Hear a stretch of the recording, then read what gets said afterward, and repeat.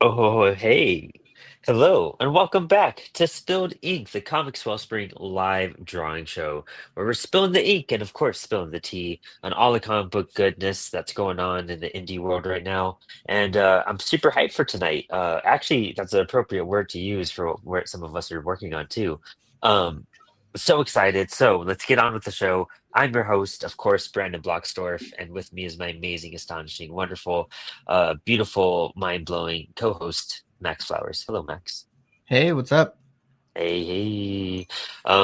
And we have two special guests tonight. I think one of them's just running a few minutes late, which is totally fine. This is a 2-hour show. But our first guest that's going to be hanging, one of the Apollo crew. I'm so hyped to actually talk to, like, and hang out with. It's so weird. It's such a trip. I'm super excited to bring on Bob Little. Hello, Bob. Hey, thanks for having me. Of course, dude. William Ibanez already says, "Sup, everybody? Hello, William. Thanks for hanging, dude. Did you already go to Mexico? Super hyped to hear about that trip. We got to get you on to hear all about the Mexico trip. But yeah, dude, Bob, I'm so hyped to draw with you. It's also super intimidating a little bit because you're talented. Oh, Um, I'm hyped too, man. It's not intimidating though. Look at you. You had that super cool um, pose going. Got Love the that. gun, dude. I was like, I had to redo the gun like 4 times because like the angle. I was like, geez. I have like a spawn ploy I'm using. And then I was just trying to find other references. So, uh, but yeah, um, yeah, man. So we were kind of focusing on little villainous stuff right now. And what was funny about choosing this is that we have a Kickstarter going on for Hyperforce. Why don't you tell us a little bit about your involvement with Hyperforce? So I'm doing the colors for Hyperforce, and that's issue 2, which is live right now. I'm sure most people know about that. So I'm actually almost done. I've got a few more pages to go, um, but it's pretty much wrapped up. So Ooh, I'm that's pretty hyped exciting. about it. Yeah. And then it's off to me for letters, I believe, Yeah. right? Yep. Yep. Yes. Yep. Yeah. Trusty Max as always. So yeah, We have it's a just a super cool, like kind of like cyberpunkish, kind of like almost like X-Men vibes going on with it. Um, but like with all anti-heroes. So when you were saying like the prompt for this was vicious villains, it's like, oh, well, that's almost like the whole team in a way. Like they could be yeah. interpreted that way. Yeah, it was so funny reaching out to you. I was like, "Am I missing something?" But like, I want to do the villain, but I'm like, it's them, right? Like yeah, all anti-heroes we're on the same track. I was like, okay, so we can just Yeah. draw the team. I mean, that's one of the Speaking of cool things about Hyperforce, it. But yeah. uh, Adam Matthew Smith says, "Hi, everyone." Well, there's the man, Or there's hi, the writer. there's the man. Yeah, we're gonna have some cool stuff with Adam popping up. So hyped for how it's going so far, Adam. But it's super killing it. Talk about like somebody who pushes the book to the most extreme. I'm super hyped to see the result of this. And William Ibanez says, "I am indeed back from Mexico. Glad to be drawing." Yes, dude, vibes.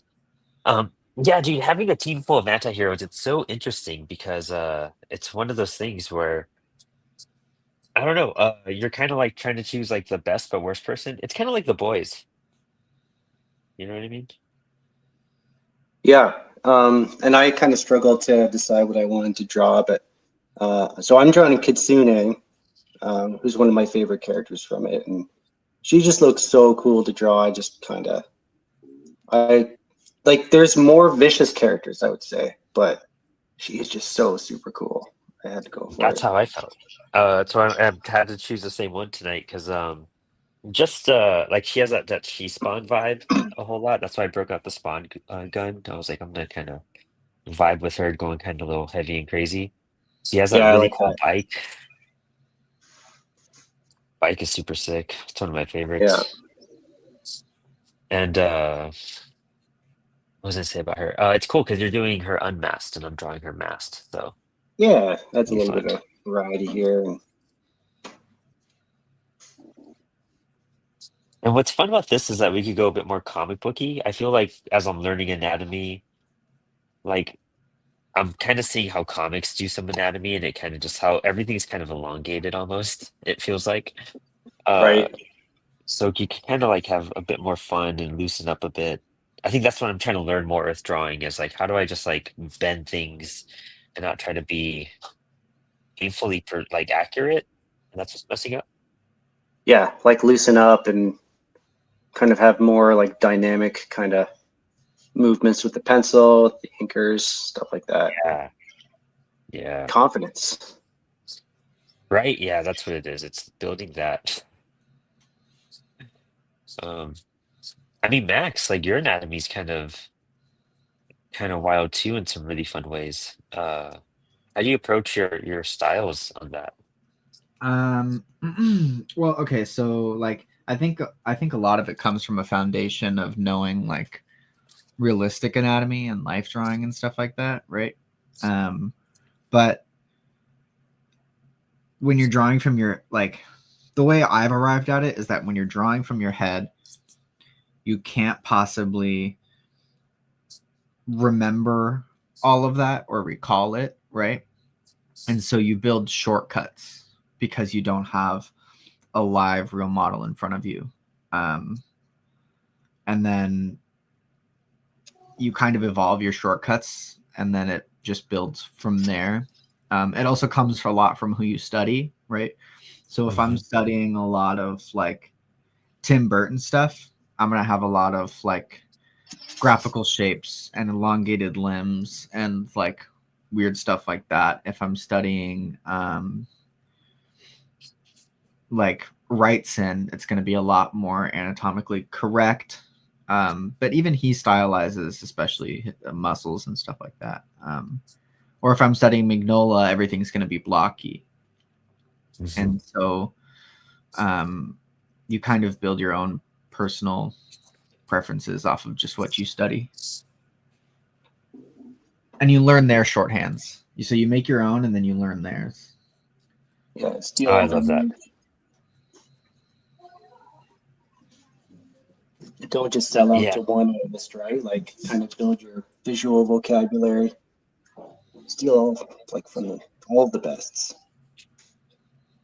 Yeah, it's kind of, I mean, I guess, I always kind of relate things to music and whatnot, but like I would study certain bands and musicians because I wanted to learn that person's technique to integrate it with like another type of technique, you know? I guess an easy thing is like I learned classical music so I could shred better playing metal music. So applying that to art is just as equivalent. Yeah, totally relate to that too. Like playing drums, I would steal licks from like Stuart Copeland, from Dave Grohl. Like you pull from everywhere. That's kind of how you find your voice too, right? Yeah. Yeah, hands down. I mean, yeah, you kind of have to like test all these things out to get you to do it. You know what I mean? You kind of have to quite literally draw from something. Yeah, agreed. Oh, you know what? I forgot to put on our lo-fi tonight. I got so thrown off trying to set up my computer before the show and give everything access. That was wild. We always put on lo-fi because I know we're gonna get focused in a second. Yeah, And we're gonna get quiet. get in the zone. Um. So Max, who are you working on right now? What was that? So I'm working on a witch from a series that I'm working on right now, who's going to be like the main kind of villain, but is not going to be like incredibly. The plan is to not incredibly like reveal or involve them for the most part, and only use her as is absolutely necessary. Oh, But it's kind of like a background character haunting the main protagonist. I love that. Oh, it's really cool. We'll see. It's fun to draw witches. It's like, but it's also tricky to like not fall into stereotypes of hats and brooms and stuff. I do like the big nose, but it is like it's not a necessary feature. I just think it communicates effectively to the reader, like that yes, this is a witch of some sort. And the cackling too, right? Yeah. I mean, it looks like it's cackling. Anyway. Yeah. There's so many different variations on witches throughout cultures and stuff, you know. So I might change it. I don't know. I'm not 100% sure of anything yet. This is fun because this is like concept art for me. Yeah.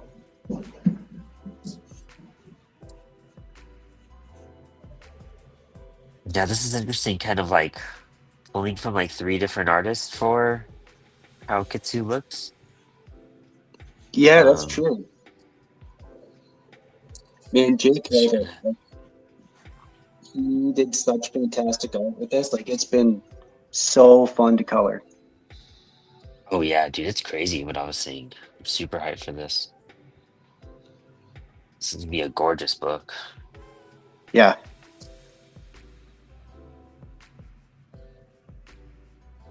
You got Jay Inner on Divine next is week, too. very.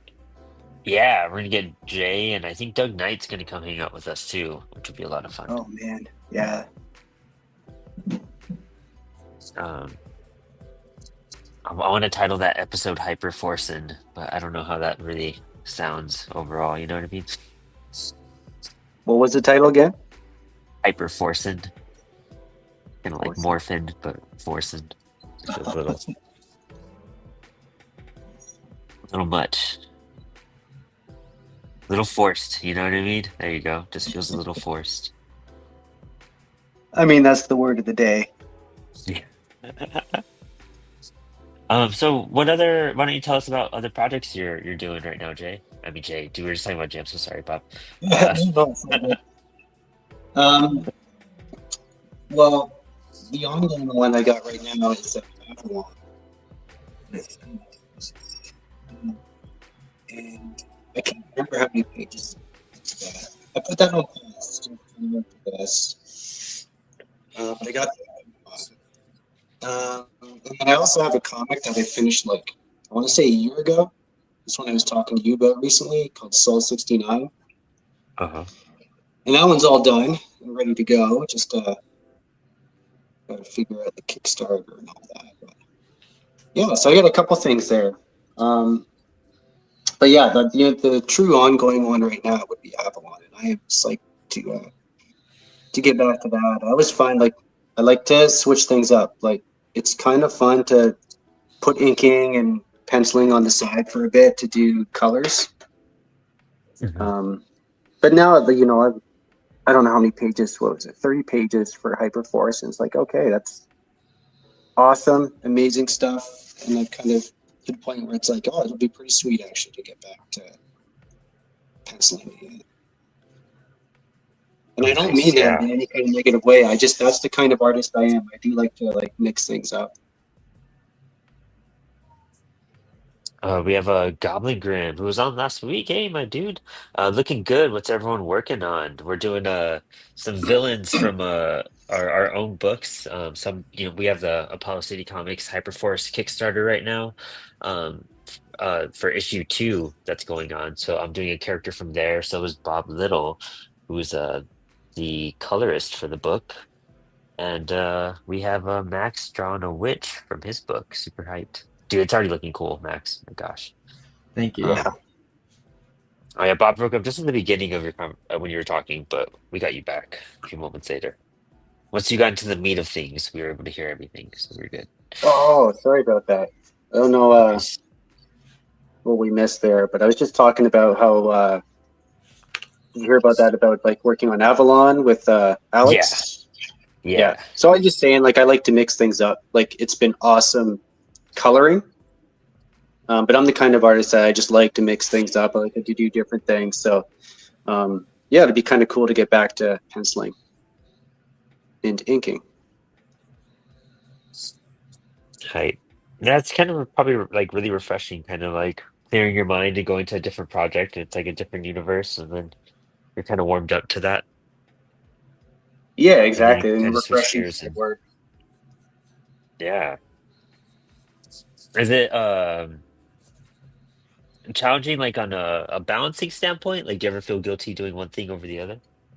Yeah, like I had to apologize to Alex. That's a good question. Yeah, I felt have felt super bad about it because this is the second time I put Avalon on pause because we did the Campfire Chronicles, and I was coerced into doing the pencils for that and like colors as well. I did pencils and inks for one of the titles, the Lagoon, but then I colored a couple as well for Jeremy Hansen. So yeah, I had to put Avalon on pause to do that, and here I am again, putting Avalon on pause. But Alex has been super cool. Yeah, he's been busy too, so it all happens. It all eventually gets made, you know. That's true. It's also one of those things is that like Apollo is so young that we have some breathing room. We don't have a ticker going on us in any way of sending pump out material. Yeah, and Sometimes the that's longer projects take is better.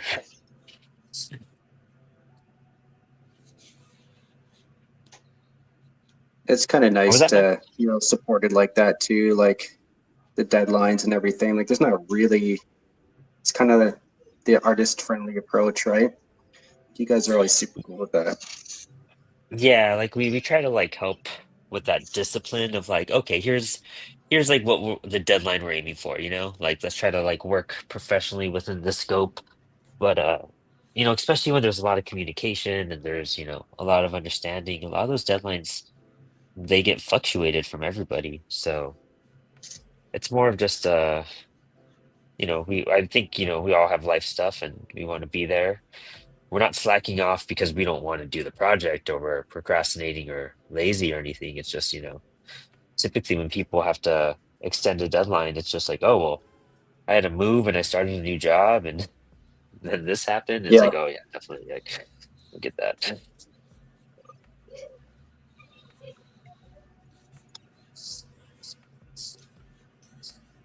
It's kind of funny setting the shape of somebody and then just like filling in what they are. The characters are so interesting in that sense. Like they're so comic booky. I love it. What was so comic booky? Sorry.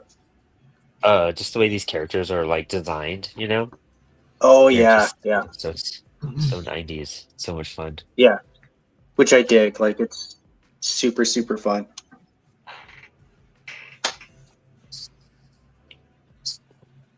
Um, what like drew you to the series? Like what do you enjoy like by like that attracted you to sign on to it and put your name on it? Yeah, to put my name on it. Uh, like a bunch of things. Like Adam is so in love with this story. Like first and foremost, like that's I always find that really inspiring.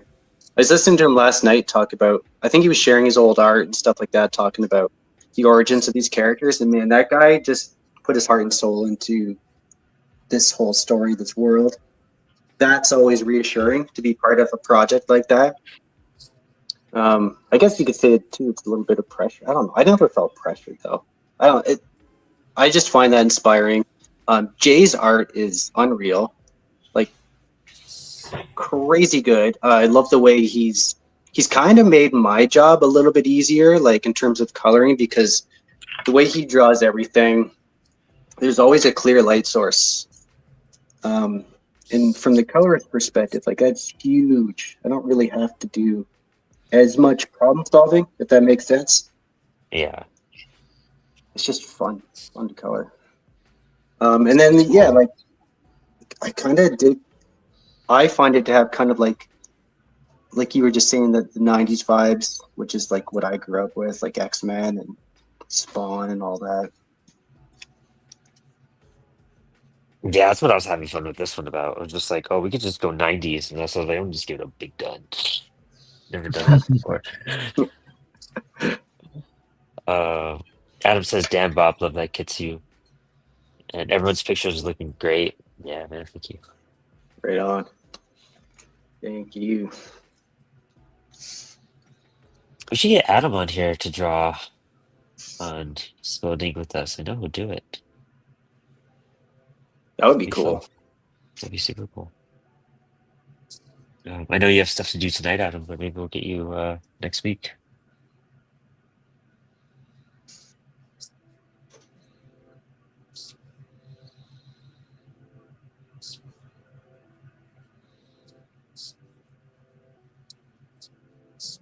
There's that focus silence right there. Yeah, And you got to hold your breath and do a long line Yeah, there. yeah, exactly what I was doing. It was just yeah, I'm trying to Hold your puzzle breath. some right now. It's tricky. so I haven't like drawn a lot of I haven't drawn a gun before. I really haven't drawn many female characters either. So it's like anatomy is like shifting and interesting. Oh fuck, do I have to like move her head over now too? I think. I love that you're Yeah. tackling all that stuff. It's great. Dude, I dread it every week. Like I just complain to my girlfriend about how anxious I am and how much this is gonna suck and I'm terrified. And then she's like, "You do Oh, it every week." She's like, "You're fine." I'm like, yeah, exactly. You do it never every like week. failed." And I'm like, "This You week's know, really you need hard." to. It is hard, but I don't know. It's fun. I It's fun. think you need to do a montage of like all of the art you've done on this show. Put like a I reel or should. something together. We got to see all that. Maybe when we hit, we're at episode 43. I misnumbered them. I skipped 39 somewhere down the line. And so I'm renumbering the episodes now. We're at 43. Maybe at the 50th episode. That'd be a fun little Should thing to do. see all your growth, Um, all your improvement. Yeah. Or I'm just like, I haven't Feel grown at like, all, man. This is well, I was gonna ask you. Do you feel like you? I think you've improved. Don't you feel like you? I've improved it. I have, yeah, for sure. Yeah, I could take on some of these a lot. I don't know. I think if I did this previously, I would have had to started like last Friday, you know what I mean? Like just to like even grasp it. But no, yeah. yeah, this is a lot better. I could do kind of poses a lot better. Um I think my speed has gone down though, but I'm doing more with my pieces and I feel more confident trying to do more with my pieces. Oh, Um, interesting. and there's still some sloppiness, and I know there's sloppiness, but I'm trying to like rush it for the show. And then my Yeah, yeah, inks, for sure.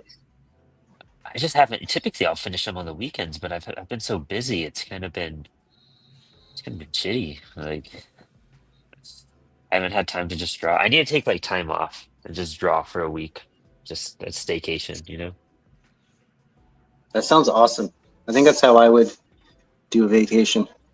Just draw. Right? That sounds fun. Actually, my March break, I did a ton of coloring. In Canada, we have March break. Like, I think you guys have spring break, but it's like after us. But yeah, that's how I spent my time. It's great. As said, Brandon, your deaf has a spawn vibe. Oh, thank you. Oh yeah. Thomas, he's the um. Yeah, I'm using just like Jay's like pages for reference. Like you're in Jay's like the colored pages, and Yep. it's kind of funny because I have to go off of like wacky poses like this to like just to, like figure stuff out. I Yeah. love it though. Well, It's that's so a much cool fun. thing about this this character. She's always like, she's so acrobatic too. So yeah, there's not many like straight up poses. She's always kind of in action. Yeah. And she has like the red stockings on her legs. I was like, oh, okay, so it's just pure red right here. And then when in doubt, just make it up. You say, Yeah, yeah, and this then is my own take. that's the way to Legit. do it. I'm learning too. You're just like, oh, this is just what it is. So yeah, I think I made her head a bit too big though. I don't know why. I need to shrink that a little bit. That's the hard part when you do a bunch of stuff and then you're just like, oh, this isn't right actually. Yeah, and it's I like I'm not on an iPad or anything, so I can't just resize it. Yeah, I was gonna say welcome to traditional art. yeah, man, like I did gun, dude. I did the gun and like I had the hand there and I had to redo it. It's still a little like off, but it was like it needed to be fixed. Like it was heavily noticeable. It was a different direction completely. I do that with swords sometimes too. I just make them the wrong angle.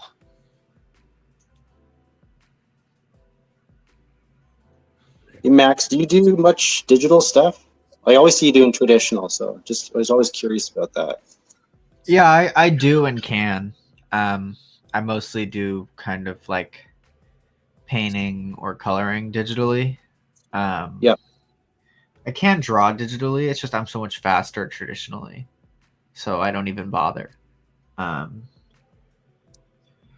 like I literally spent last weekend ruling out a 14 by 19 panel grid for like this kind of like larger one panel comic or one page comic that I'm doing.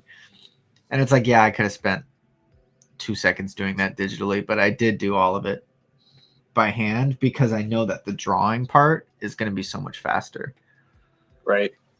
Like it like would actually compensate for the time lost on the grid.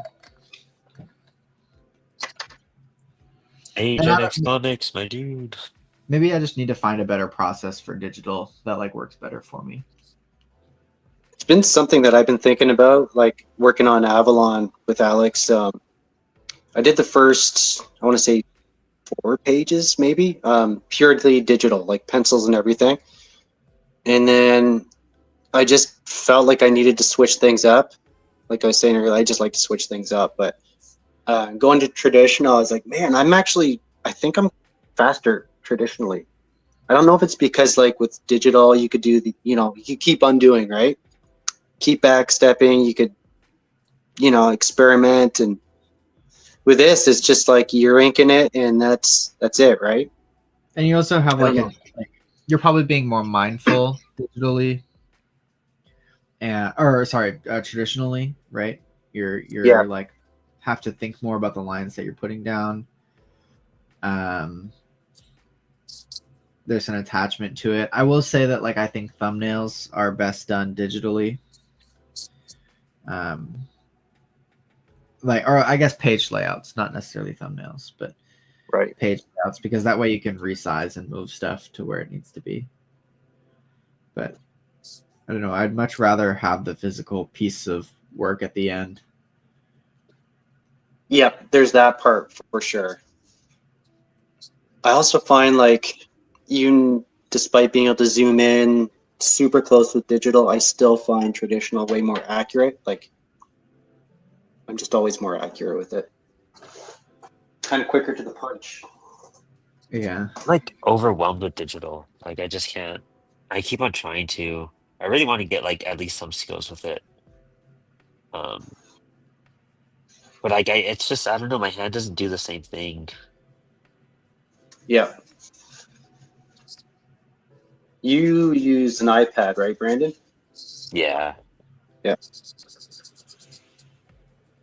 Fine, you have to yeah. kind It's of just get like too the touched to screen it. and all that. Yeah, Yeah. exactly. It's that. Oh, hey, Anna just popped in. Give her a few moments to get set up and everything too. Awesome. Yeah. She's a digital artist as well, so it's actually a fun little segue to that conversation too. Yeah, good Be timing. fun.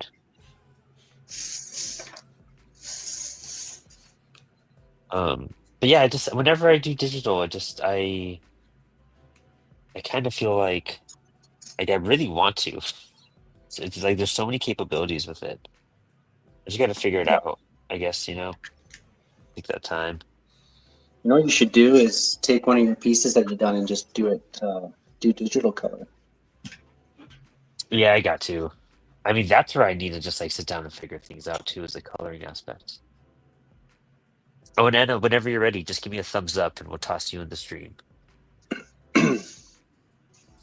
But yeah, it's something I mean, I think just patience, you know what I mean? Like also I need to set up my iPad probably the same way I set up my like drawing board, you know? I tend to just like use my iPad on my couch. Where I'm like, I want to draw, but I don't want to like sit in my chair. That's kind of why I like the Oh, iPad too, though, because you can kind of be lazy sometimes. But yeah, Huh? Oh. Okay. Yeah. there you go. Okay. We'll slap these letters on here. And backgrounds are the next big thing I got to take on to start figuring out.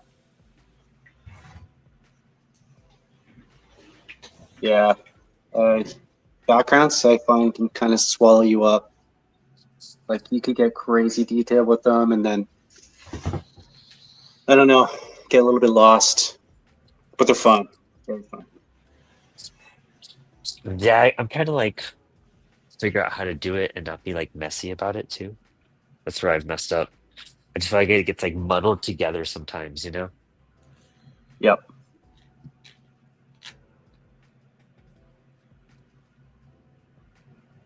I thought it sucks. All my comics are downstairs because I was doing inventory. I needed to see them. Hyperforce logo. Oh, I have a poster behind me. There we go. Let's see here. Okay, cool. There's no long part of the E. Nice.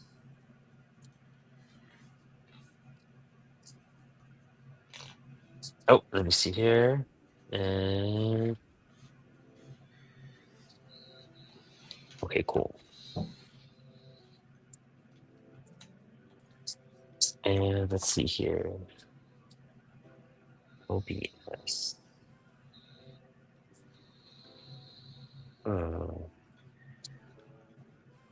Max, what's your like best advice for backgrounds? It depends on the piece. So a lot of stuff doesn't actually need a full background. I was watching a video and they called it like just like a contrast square. So forgive my funny little paneling layouts here, but right, if you drew right like a head, right, so here's your head and this is all beautifully rendered, right, and you don't know what to put behind the character, right, you can just kind of put like a contrast square like this, and that's all it needs, right? And Yeah, that's kind of what I was going to do with this. Probably can't see the like, lines, but you have a character standing or something, right? You can do all sorts of different contrast squares, right? You can do something like this. You can do like a diagonal one. It doesn't have to be a square either. It could be, you know, a graphical shape like that. But like that, even just like that kind of simple background will elevate it. Otherwise, you have to imagine yourself as like a camera, right? So like the pose that you drew, you need to figure out whether it's being pointed up at some buildings, right? Something like this. Or whether it's pointed down like she's falling, which in that case is going to be something more like this, right? But that comes from knowing how to draw cubes and perspective and stuff like that. That's cool. Yeah, so you have to imagine how your character is moving through a scene. Right. She could be going sideways, right? And then like it also depends, like, is the camera following her or is the camera static or what? Because if the camera is following her, then your background is going to blur, right? Yeah. Or versus if the camera is static, then your character is going to blur. So you would blur the gun and stuff in the foreground. Ooh, that's cool. So yeah, it's all about practice. Yeah, it's all about imagining your camera and your picture plane.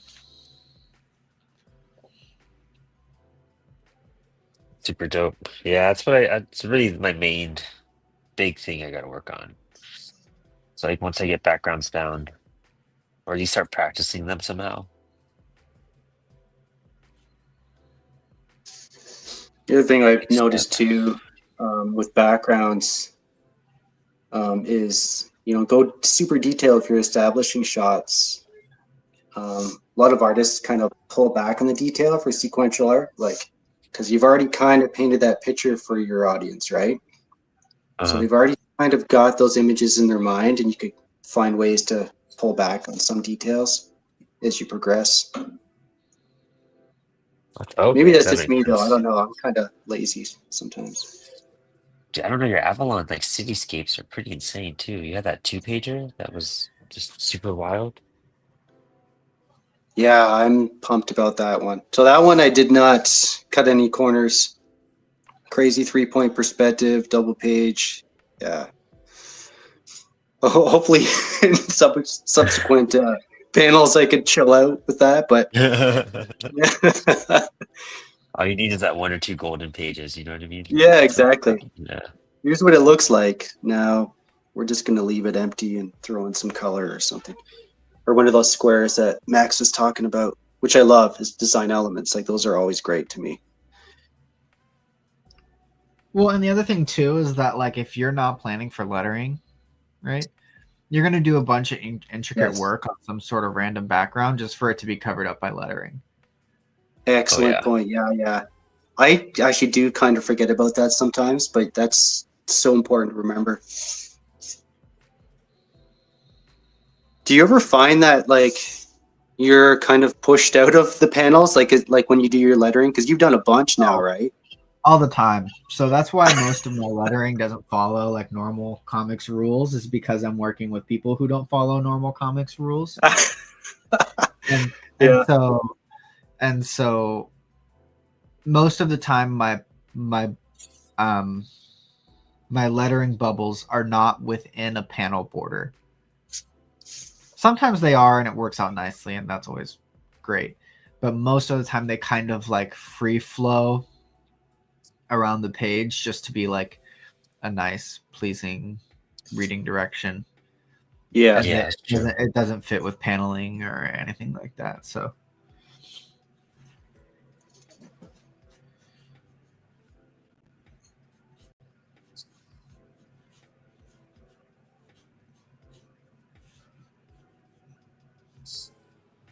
That was kind of crappy.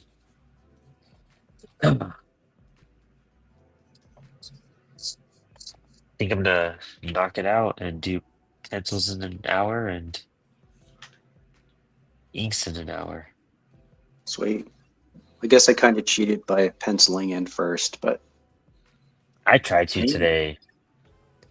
I typically try to get some pencils down. It makes me feel way more comfortable too. yeah.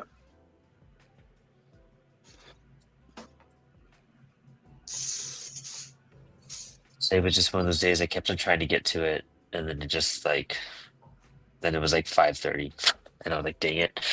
And then I tried to start, and then I was like, man, I'm hungry.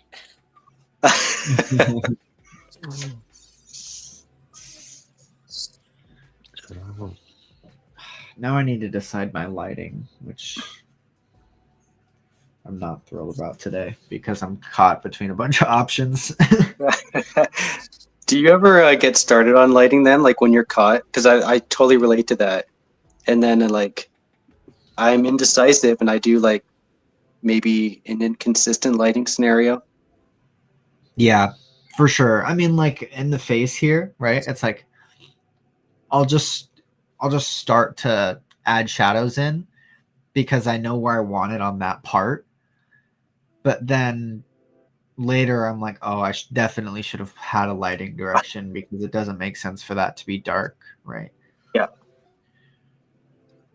Yeah, and I that's think I overcomplicate things sometimes too. It's like, oh man, I should have just kept it simple. Right. That witch looks gnarly. That's awesome. What are those things on its chest under its collarbone? Teeth. Oh man, that's cool. Yeah. Yeah, I'm trying to figure out whether I want to do like a noir, like really stark light source from above, or if I want to do underlighting or even like a reverent lighting might be interesting too. Looking forward to seeing what you decide. We'll see. I had mapped out my letters, and then I made one letter too big, and it just messed up everything, dude. Like, that's what happens. You don't follow your map. I let that E get really big, and the E took over everything. Oh no.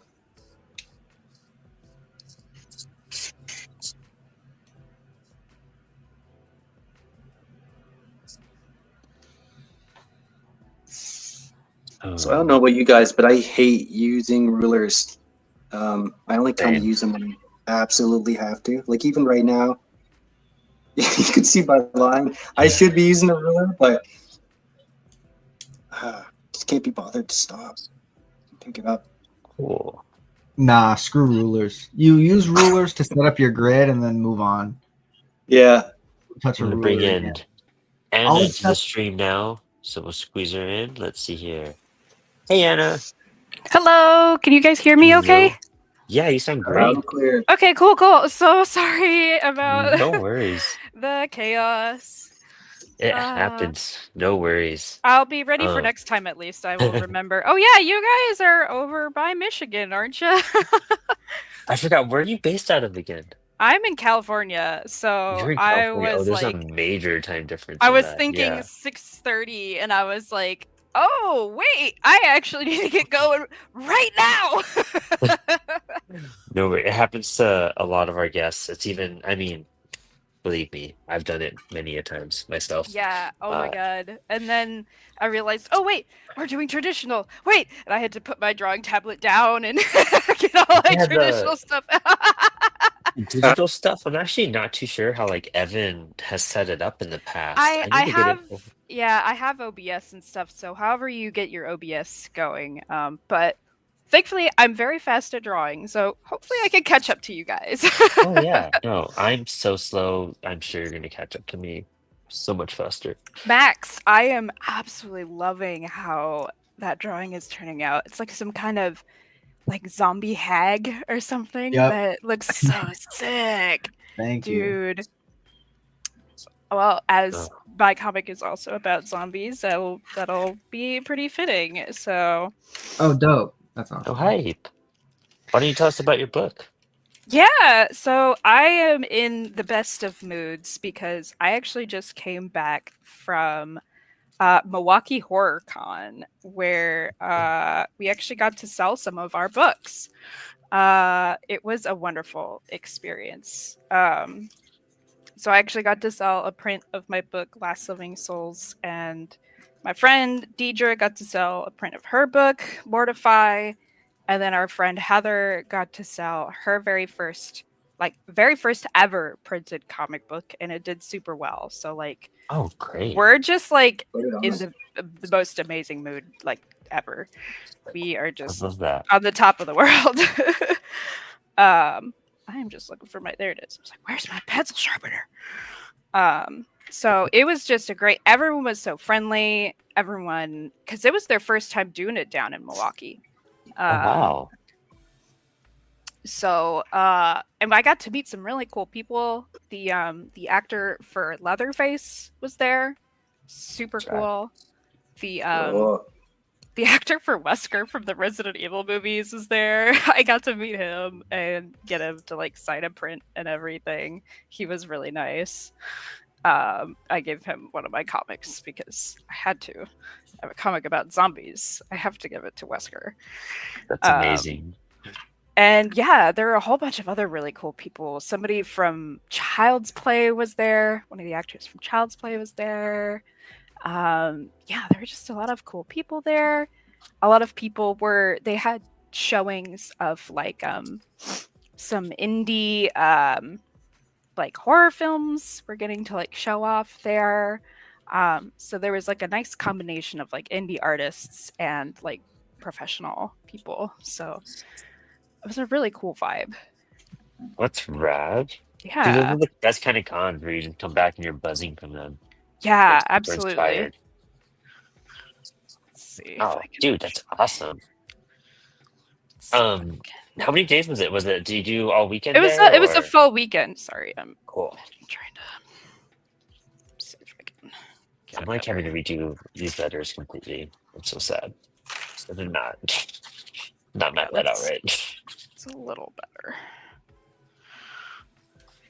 I got this really cool phone case where you can put your phone up, but it needs a magnetic like it attaches to your phone, and then you can make your phone do this for you instead of your webcam, but it needs a magnetic phone case, so I need to get that first. And then I'll be prepared for next time and not be finagling this.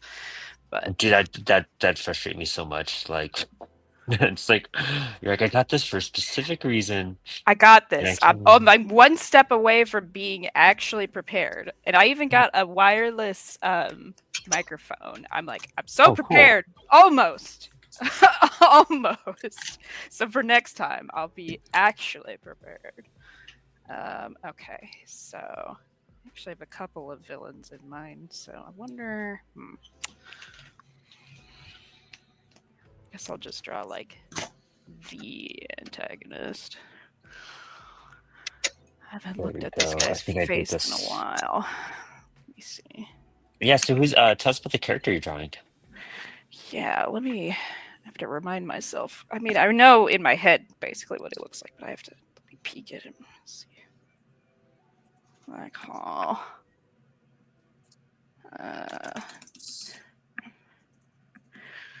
So, I mean, every classic zombie story has to have an evil scientist in it, right? So,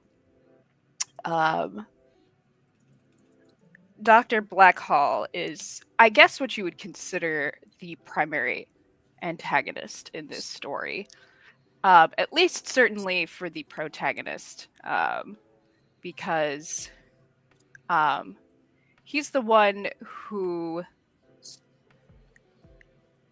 I'd say there are probably two primary antagonists who are these two scientists. One, Dr. Whiteley, Dr. Blackhall. Yes, I'm very creative with my naming.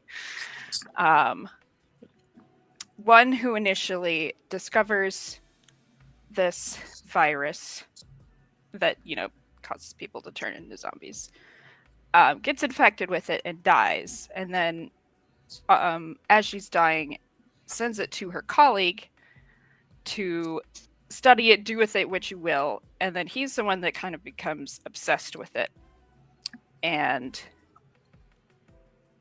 sort of doesn't let it go, and it kind of consumes him, as a lot of these scientists do. They think, oh, well, I can do something positive with it, I can change the world. When really it's just, no, it's a zombie virus. All it can do is kill people. But he's convinced that it can help people. It can change them. It can, maybe, because he realizes that, oh, well, when these people are infected with this virus, they become zombies, sure. But they also forget everything. They become amnesiacs, and he thinks, oh, well, I can use this to reset people. I can use this to rewrite them. So he's kind of interested in that aspect of it. So he kind of becomes this moral superiority kind of person, who thinks, well, I'm going to use this to rewrite humanity and rewrite people and make them what I think is correct. So that's kind of his whole deal, is he wants to use this zombie virus to kind of rewrite humans. And that's when the cast figure that out. They're like, no, buddy, we got to stop you. This is a little ridiculous. Get off your high horse. So. That's dope. That's super cool. I love hearing like just takes on zombie stories. You know what I mean? Like, there's so much you could like mix and mash with it, but also like kind of create anew and make your own rules, and I love that. Absolutely, yeah. Are you drawn to like horror stuff in general? Is that like absolutely? I am huge into horror stories, and definitely a lot of like horror games. A lot definitely inspire me. I mean, Resident Evil itself, the very first one, was a big inspiration for this comic. So it definitely bled into it a lot. And also just like I was drawing this comic a lot when I was in college, so I was learning a lot of like biology and stuff at the time. So that also kind of like inspired it a lot, just like kind of the weird aspects of like Yeah. biology and like how creepy it can be sometimes. I think that's what's like so cool about stuff like, The Last of Us, like it's based off like a Yeah, fungus and everything. Like I think that's such a absolutely. weird, it's a horrifying thought and take on that. Yeah, I absolutely love when like you can take something real like that and apply it. Like absolutely.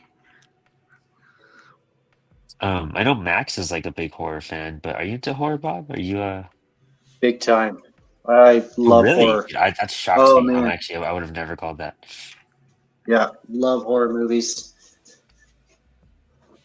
Oh, that's What's insane. like your Um, favorite genre or like favorite I was just trying to think of my favorite horror movie. It might be The Thing from the 80s. Oh, Love Oh that my God. one. god. I was literally Kurt gonna Russell. say The Thing. I was gonna say anything Yeah, by so good. what's his name? Anything John by Carpenter. Carpenter. Yeah. Carpenter. Yeah, so good. Well, Alien. I Alien. can't like not say Aliens. Alien. Like Ooh, Alien is yeah. probably like the best for me. Like I got a soft spot for Aliens, like the sequel, but like Yeah. I recognize Alien is like a masterpiece. Alien is the superior horror movie for sure. Yeah. I think Aliens falls into some action stuff. Yeah. But it's still good. It's just Just not like it focuses more on like storytelling and that kind of stuff. sure. Yeah. More the world building and the sci-fi rather than Yeah. like the horror kind of. Make it cheek more Like- point. Yeah, Yeah. exactly. Like trying to stay quiet and hide and like being Yeah. terrified of it. And they're just like taking it head on in a sense. Yeah. Yeah. Like they know what they're in for in the second one, basically. Yeah, exactly. By that point. Actually, I want to change his nose a little bit. Where's my... I love that. Those are like my tops right there. Like Yeah. I guess to add is like Midsommar is that I love like Oh, culty stuff. So Yep. it's like one of my favorites. I'm not like a slasher person at all. Slasher movies just don't do much for me. Yeah. Like I'll go like cheesy horror. Like I love cheesy horrors. Like the 80s were chock full of like amazing horror movies. Slashers, yeah, not as much into them. I'm just trying to think of some. I enjoy them, but I wouldn't say they're like scary. They're more like for fun. Like Right. get a couple Yeah. drinks and get your friends together. Yeah, I can totally see that 100%. Yeah, I kind of, whenever we watch Scream, I'm just like, oh, we're gonna laugh, like we're gonna. Yeah, I watch them for fun, not for horror for sure. It's crazy doing inks, and then I realized like how off some of my lines were. And I'm like, or maybe my inks are off. We're gonna find out. Like,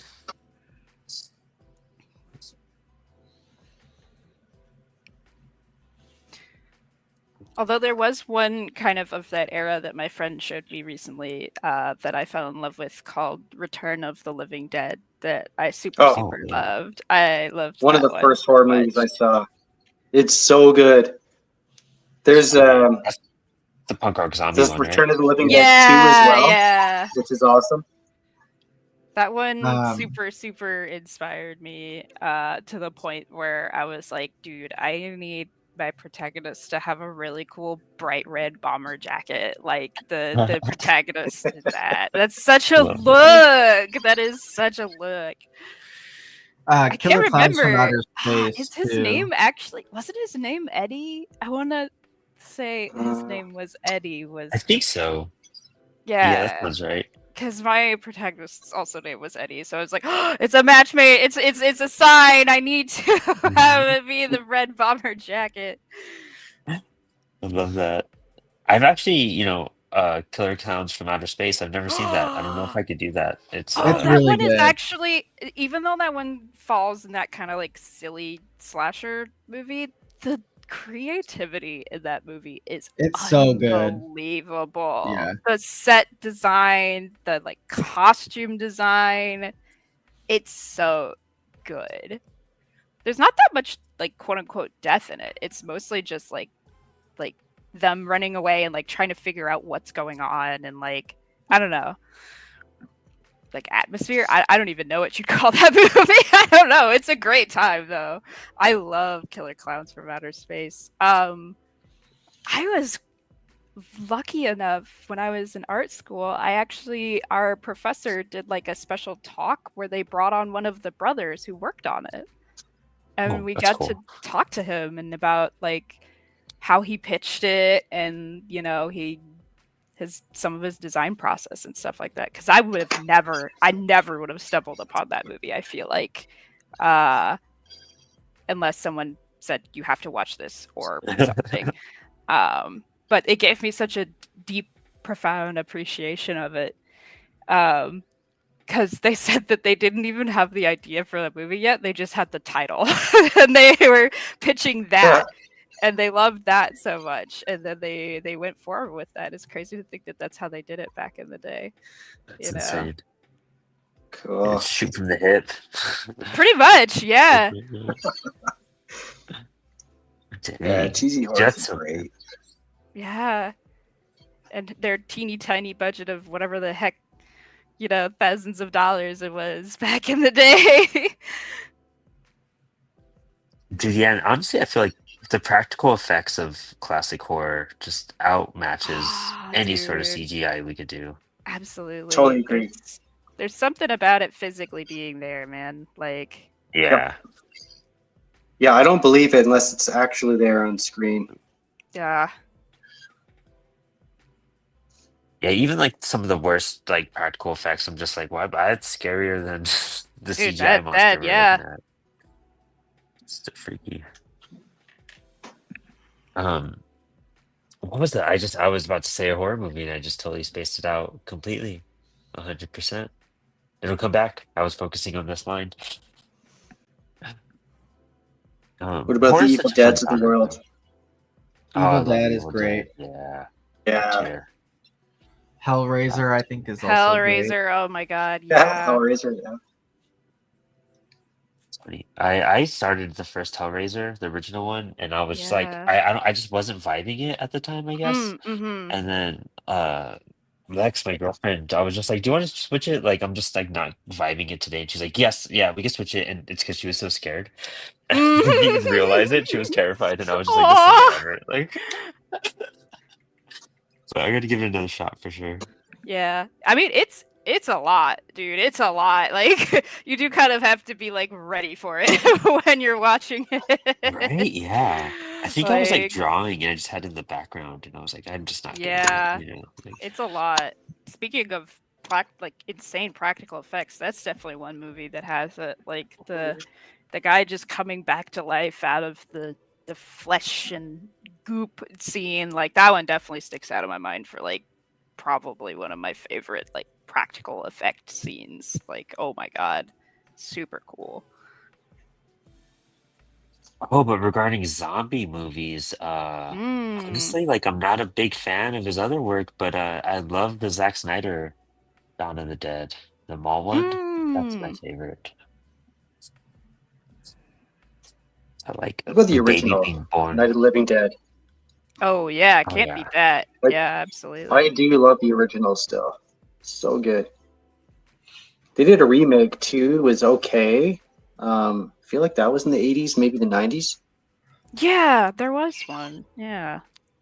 I think they switched it up slightly, like plot-wise, but otherwise it was fairly close. Otherwise, it's fairly close. Yeah. That's cool. I really liked 28 Days Later. I don't think I saw 28 Weeks Later, but I saw the original one. I've heard it's great. I actually haven't seen that one, but I really want to. But then I found out it's really hard to come by at the moment, so I was like, okay. I don't Oh, care. that sucks. Huh. That's Yeah, apparently they unfortunate. never released it on digital. Oh, or- yeah. weird. Oh, That sucks or because on I was like actually thinking of rewatching it. No. yeah, they're Damn gonna it. re-release it though because of I guess the new movie coming out. But they're Probably, like yeah. apparently it like never came out on Blu-ray. I don't even think it had a DVD release or Must have been something. one of Like those that's how things old where like they lost the footage or something. I don't know. something. Yeah, the rights or something like The rights or innocent. yeah, or whatever. But yeah, I want to watch that one. I've heard good stuff. Yeah, it's one of those where like I really like the how thoughtful I guess the film is. Just because like nobody ever thinks like, oh, what if we just starve the zombies? Like Oh, rad. zombies gotta eat. So what if we just don't let the zombies eat? And then that's the solution stuff. Like I don't know, just fighting them or all that Yeah, jazz. just keep on sacrificing ourselves to that. Yeah, like it's still a very scary movie. Like I'm undermining how absolutely terrifying the Oh first yeah, half of the movie is, but um I tried watching it once and like by myself when I was younger, and I was like, oh, I can't do this. Like, yeah, and I'll never forget how cool the opening scene is. Like it again, if you read my work, a lot of it's like, oh, I definitely wear some of my influences very clearly on my sleeve. Of just the guy waking up and confused in the operating room, or just he's in like his scrubs and he just doesn't know what's going on, and just like how terrifying and disorienting that would be. that's cool. That's super cool. Oops, my cat messed up my camera. I didn't even know. Oh, Bob got for a second. I think Bob's phone, I think, died on him. Oh no. Pop back in. You guys popped out at good timing, so it was perfect. Oh, it's looking great. I know, it's so rad. My So brain cool. is like, I don't know how to draw a collared shirt today. Blech. I've drawn a billion collared shirts in my life, and I still don't know how to draw a collared shirt. Oh my god. So, what else do you have in the works right now? So right now we're all kind of in the big self-publishing, like we're trying to get everything into print right now. So Nice. D is working on volume 2 of Mortify. I'm in the same boat where I'm trying to get a big fat volume of Last Living Souls rolling that'll have up to chapter 4. Cool. So yeah, we're definitely in the con scene right now, so we're trying to kind of work on get our stuff published and sell it self-published that way while we're doing these kind of local cons. Cool. Work on it and then publish it that way, and trying to get it to some local comic book shops and stuff like that. All the while our other friends are kind of working on their own stuff that we might not be able to necessarily publish, like visual novels and stuff, but we're able to sell some of their stuff like stickers or like other smaller merch at our table. So that's kind of the game plan that we've got going on, basically. Oh, nice. Oh, yeah. Yeah. That's awesome. Yeah, honestly, once you find like the right team and you start moving forward, it all works out. You know what I mean? That's what's all. Yeah, absolutely. We've got a really great groove going. Absolutely. Okay, there we go. That's just like what happened with Apollo. Like, just people fell into the right spots. Like, I mean, Max and like the Kickstarter we're supporting right now. Yeah. Force #2. Like Adam Matthew Smith is just one of those people that like I admire working with him because he just has such drive, and he's one of those creators. I'm just like, oh, just do your thing. Like I won't even get in the way. Yeah. Let you know what you need. Totally. Yeah. You got this. Like Yeah, D I'm is here to very much support like it. that. D is very much like that too. She's super driven and knows what she's doing, and yeah, I'm the same way where I'm like, I do not need to tell you what to do. You know what to do. Yeah, and it's fun just because then you can just support him. You're just Yeah, like, all right, well, absolutely. what do I We do? just get together, and yeah, we get all our books and stuff, and yeah, absolutely. And especially with comics, you kind of need that Yeah, second support. It could get rough sometimes where you're just like, Oh, this is yeah. discouraging. absolutely. think I can get into inking this now. I'm realizing how much black I'm gonna put on this page. Oh yeah. Okay. Oh yeah. And maybe I'll color it too with these new markers I got. Oops. Hopefully, let me know if I need to close the window. I've got it open because it's Oh, nice no out today. worries. If you hear anything, apologies. We have dogs, kids, all sorts of things going through the channel sometimes. Oh, Bob, whenever you're ready, just give me a thumbs up and I'll toss you in. Cool. There we go. There we go. Got Bob back. Sorry, guys. Sweet. My phone I thought was plugged in and it wasn't. So I figured You're good. You're good. now it's the way it went out. awkward angle. So Oh, it's all good. Join the awkward all. angle club. Woo! there we go. All of us had technical difficulties tonight. That's so funny because like I was panicking trying to get in. I just got a new computer and it was like I had to download a software and I had to like get all the permissions and then like I wasn't logged into anything and I was like, no, oh god, this isn't the right time. All right. Glad I'm Um, not alone. yeah, no, all of us literally. So if that makes anybody feel better, Yeah, it's just one of we those all days, man. It it's is one of those days. Cool. I got in like later than I typically do to the studio, and I was like, "Oh man, they're probably all waiting." And I was like, "Oh, Max is the first one here. Cool. All right, I could breathe a little bit better." Mm-hmm. Max is like hyper focused tonight too. Yes. Yeah, dude, it's turning out so cool. Yeah, super great. I always love these kind of like multi-streams just to see how different everyone's style is. It's really fun.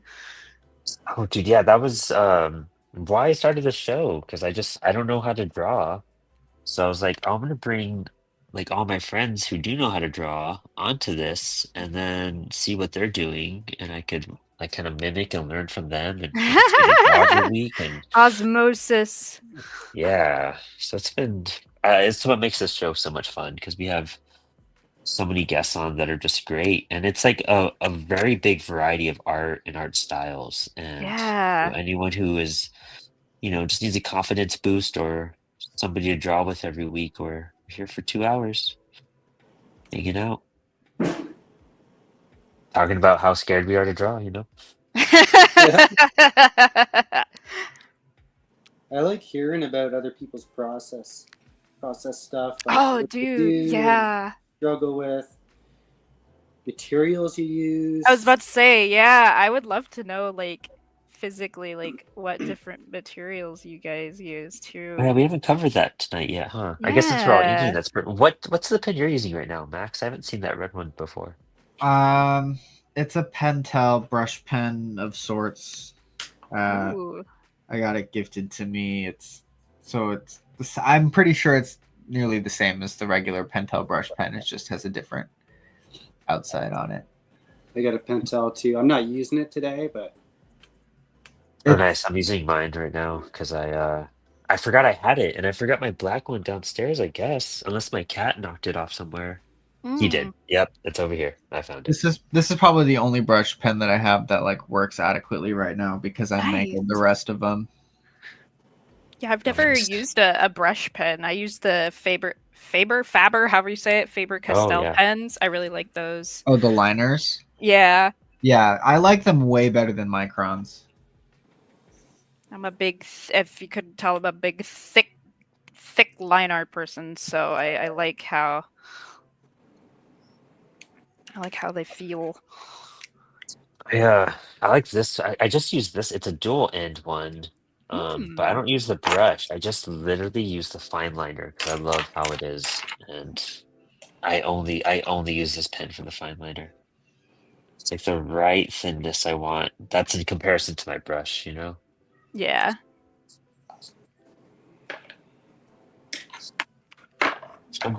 What like digital programs do you use, Anna? Oh, I usually just use Clip Studio Paint. Oh, cool. And then, I mean, I'll usually sketch pages very, very roughly, and then I'll go in Clip Studio and then like do the rest of it digitally. Cool. So it's kind of a half and half sort of process. That's rad. Max was just talking about that, how he does thumbnails digitally, but then do it traditionally, which is like the reverse The other way sometimes, around. Yeah. I bet that works out really well too.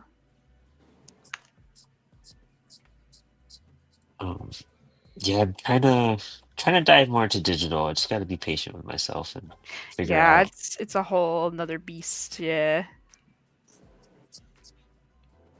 Yeah, it's a lot to. I think the amount of options freaks me out sometimes because I just like I have like three Yeah. pens. You know what I mean? Like I only have three options.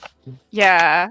I kind of I'm still that way when I do digital as well, and I realize that like you can download so many brushes and do so many things to make your art look nice. And I'm like, oh, I forgot you can do that. I still have the default brush. I'm like, Yeah, oh, oops. Mhm. and it's like, oh man, do I alter the brush now too? I could like edit it and do this to it and that. Yeah, And I feel like I'm still really old school and I'm like still learning that kind of stuff. yeah, Like my friend just like felt like a really nice like sketch brush the other day and was like sharing it. I'm like, oh right, you could do that. You can get new brushes. Oh yeah, yeah. Oh right, that's a thing. Oh. yeah. I think like the few times I have messed around with it, I've been real happy. But I just traditionally, I think, especially because I feel like I'm learning. This is just Yeah. the right approach.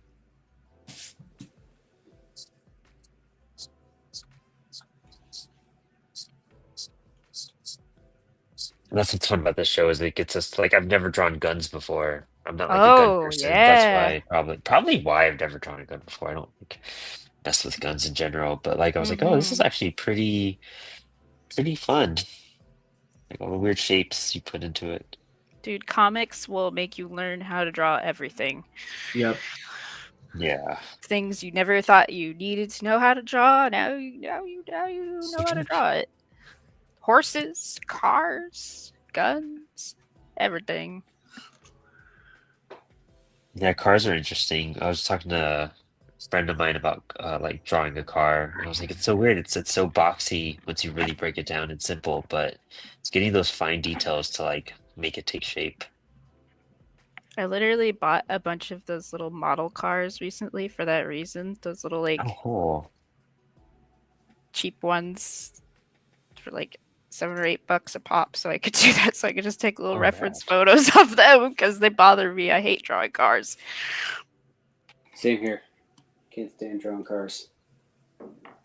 I got like a school bus and like a Jeep and like a couple things like that.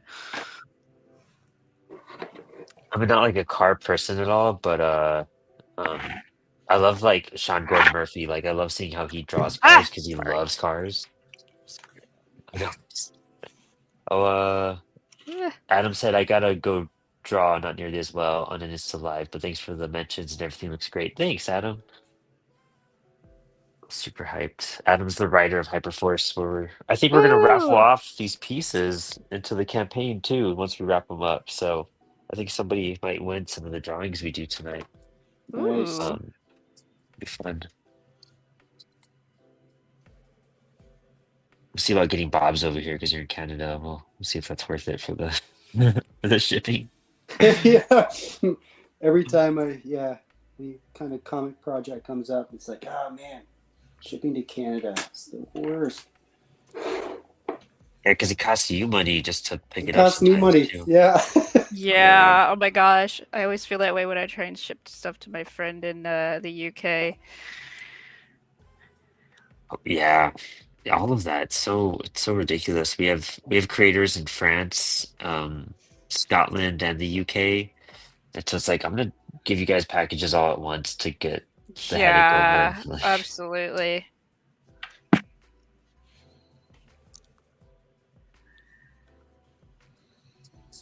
this hand is so odd.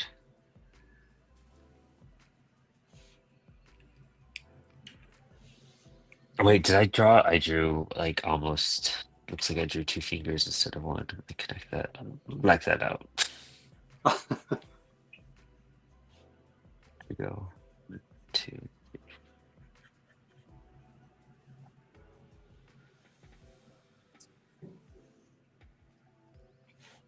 Oh, nice. I messed up. I added a finger. What do you know? You're learning from AI art, right? Right, dude? How many Yeah, just fingers like, do we have? I don't know. I'll just add another one for good measure. let me see. I think it was the way it was angled, and I don't know if I inked it wrong or if I just drew that line too thick and it looks like it separated it, but Yeah. this works. Just gonna black all that out.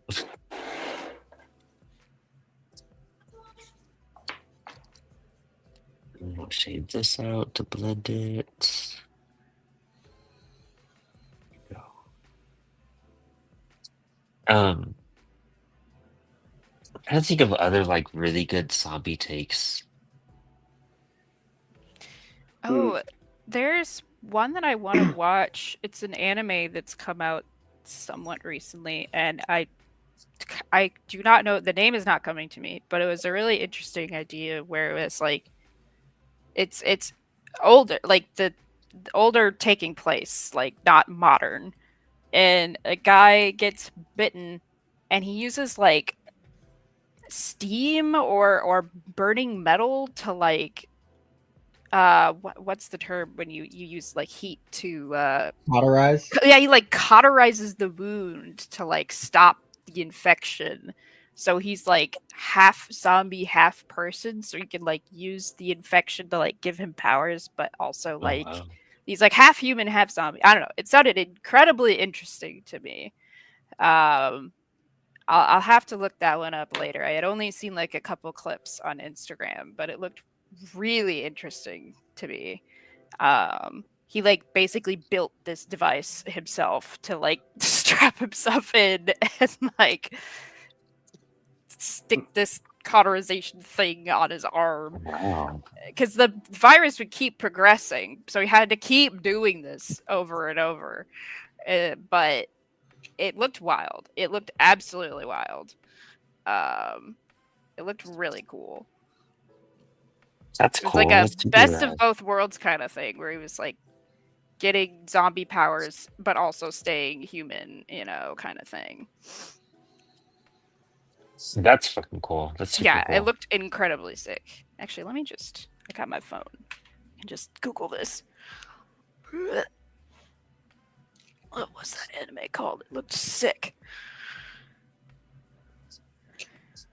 It's kind of like why I like that series, like by Scott Snyder, American Vampire, so much because it was like a new take on vampires that like kind of been done before, and I was like, oh, like I like all these new rules, and it's gold instead of silver, and they can go in the daylight, and but moonlight or a full moon makes them weaker and whatnot. I was like, all right, this is cool. Like it feels getting that fresh feeling from some of these classic stuff is what I love.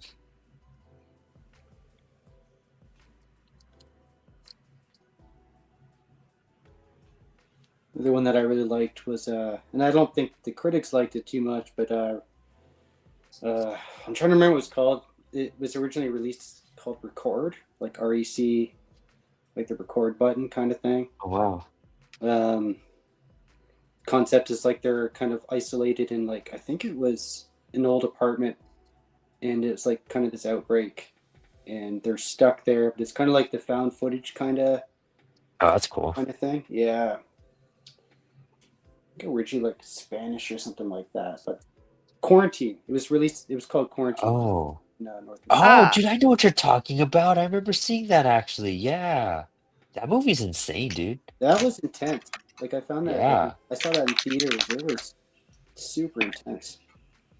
Saw that at a friend's house actually. Yeah, that was like one of the ones where I was like kind of a little freaked out because the way it unfolded and everything too. Yeah, same here. And it takes a lot to freak me out. Like I've seen all the horror movies. You trip. It trips me out that you're a horror fan. I would have never suspected that, dude. Yeah, I love it. Yeah, I love horror movies. Always have. Love sci-fi for sure. Okay, I found it. It was called Cabaneri of the Iron Fortress. Oh wow. Wild. Definitely haven't seen that. No, I think it's somewhat modern.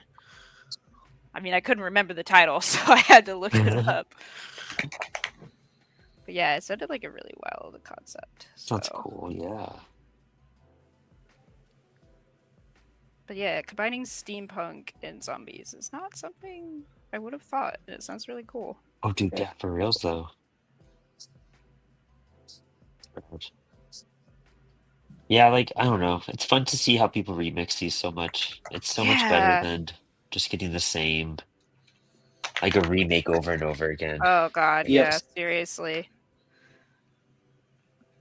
It was a really cool one. I feel like it was more like a independent kind of Canadian zombie movie or a take on zombies called Pontypool. I could be wrong about the Canadian thing, but have you guys ever heard of Pontypool? It sounds vaguely familiar, but besides that, It's kind of like a super minimalist movie. Some sort of apocalypse is happening, and the setting's like a radio station. So there you kind of hear about the reports. It's all about like the audio. oh, that You're sounds hearing cool. everything, and it's super creepy because like you can't see it as an audience. And Yeah, I always find that the most frightening thing. Like it's all in your head. Yeah. And sound is the key too in the movie. It's like people get, it's almost like they're possessed or like zombies. They start repeating words like echolalia kind of thing, and Oh, they weird. it's super weird. Really fresh and original. Like if we're talking about like different takes on things, really cool take on like a zombie apocalypse kind of concept. Yeah. It's super rad. Was that? I'm trying to remember. Was that?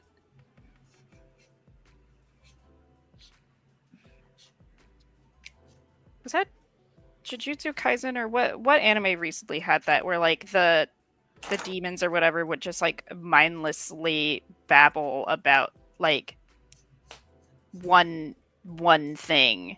That does sound familiar. I want to say actually. that was Jujutsu Kaisen that had that. That Right. creeped me out, and it made you like sad and also creeped me out at the same time because they would just say like, but not like just made no sense. Like they'd be like, did you bring your lunch to school? Or like something very human and nonsensical. Like, did you remember to bring your lunch to school? But like over and over. That's wanna totally like that Yeah. movie. I Pontypool. want to say that was Jujutsu Kaisen, but I could be misremembering. Because they had, you know, humans that would get morphed into like not zombies, but like not human anymore. I don't remember the term that they used for those weird things. I don't know what thing That's interesting. Mahito Creepy did. concept though. Yeah. Yeah. Everything Mahito did was creepy. Yeah. That's cool. He was a whole bag of creepy. I gotta brush up more of my my manga watching. My anime reading and my manga watching. Wow. Yeah, I got you. Every year I say it, I'm like, I'm gonna read more this year. I'm gonna read more, and then like I start something up, and then I just like get distracted. I don't keep up with it, but I really do need to like. I always have like just a handful. I wind up like new things that I wind up. Okay, I'll just put next. Yeah, it's just like including it in like your reading routine. You know what I mean? That's all it is. Yeah. It's just adding that new flavor into it.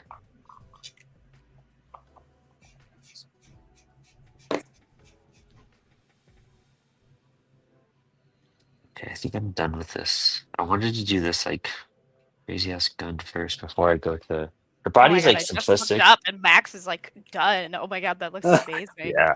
Oh my god. Dude, that detail and that's so dope. Yeah, the shading looks amazing. Now I'm just trying to get the clarity out, you know, get the graphic read, which is pretty tough, but Still, it'll get there. Oh man, yeah, that's wicked. I'm loving the Okay, it looks like he has blood on him because of the red pen you were using to sketch it out. So cool, Oh I know. yeah. I'll definitely probably keep it. I won't erase it too much. I don't know a lot of people who use like a red like liner pen. Only Javi Martinez is the only person I've also seen do Really? that. Oh, It's so huh. cool though. Yeah, I just like using coal erase pencils because they feel really nice to sketch with. And they erase I gotta pretty try one well. out. Yeah. I know I sketch way too way too hard than I'm supposed to. I'm still trying to get better about sketching lighter, but in a way it kind of creates a good effect. So Oh yeah, for sure. I think that's like I have a heavy hand sometimes too. I have to always remind myself to yeah. like lift it a little bit. You know who else uses red is Dave Baker. Oh really? Yep. That's rad. Do you feel like it helps you like see the image like better? Or like when you're inking you could like feel it better too? Yeah, I'd say so. I like using the blue. They also have a light blue coal erase I really, really like because that one's a little bit lighter. It doesn't pop out as much, but I also like the red. Yep. Oh, It's this baddie. Yeah. Light blue coal erase is super nice.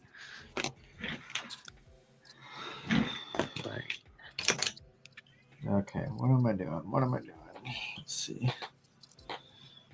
Oh, I've had another one of these pens down here. I forgot that this. I was using that blue Pentel because my black Pentel was running out of ink, but I actually don't know where my ink's at, which is sad.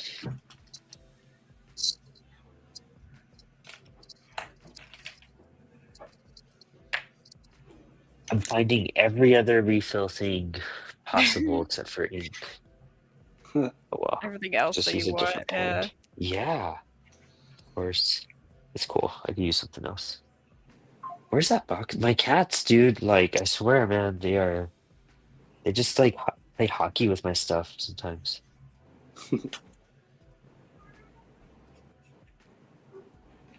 It's T'Challa. I know it's not Booby or Sebastian either. I know it's T'Challa. Like, such a jerk. I hear one. I hear a little kitty meow meow. I thought I heard one too. I heard a kitty Yes. meow meow. No, that wasn't mine. If it was, Oh, who's just that? someone else's Yeah. kitty meow meow. Yeah, like cardboard. That's what you say.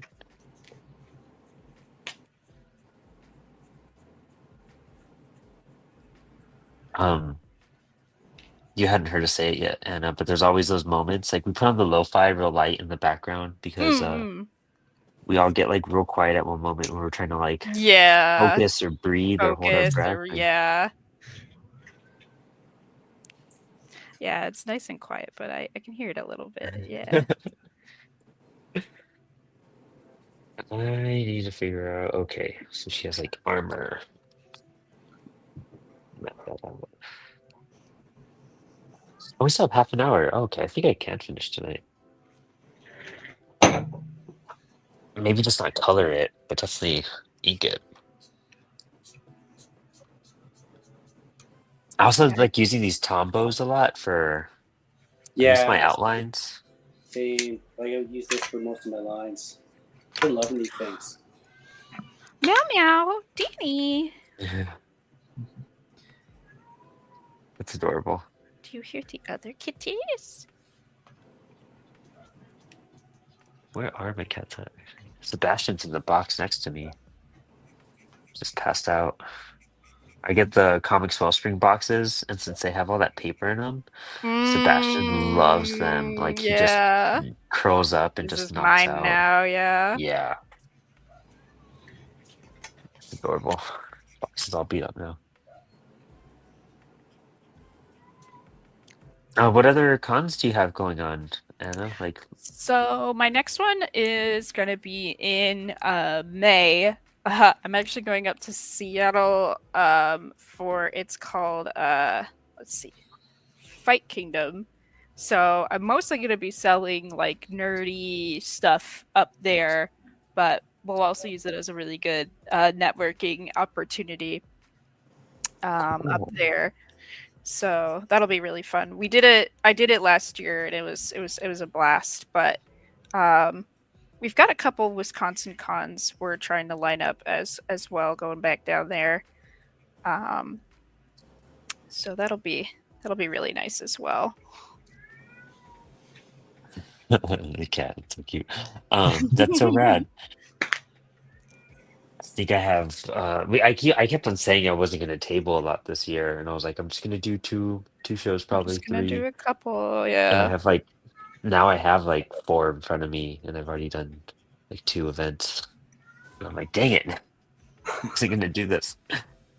What do I have? I have a Brooklyn Independent Showcase coming up in Ooh. April. I'm super hyped for that one. A lot of friends will be there, so I'm super excited. Um, and then in May, I don't have anything. I don't think I'm doing anything for Free Comic Book Day this year. I might just go visit some Mhm. places. Oh yeah, free comic book day. What day is that? First Saturday, so I think May 3rd. Ooh, I'll have to keep an eye out for that. Yeah, I gotta see if there's anything else I could hop on, or maybe I could just take it off. It's also Apple Blossom in Winchester. I'm in Virginia. And so like during Mm. that time, if I leave my house, like I have to be gone all day long or else I won't be able to park because I'm right next to Oh, downtown. oh And there's man. all these festival things going on. Yeah, so it's the whole thing. But we might do this Positive Force DC thing. It's a bunch of punk activists that Ooh. they used to throw shows for like Fugazi and all these cool punk bands in like the 80s and everything.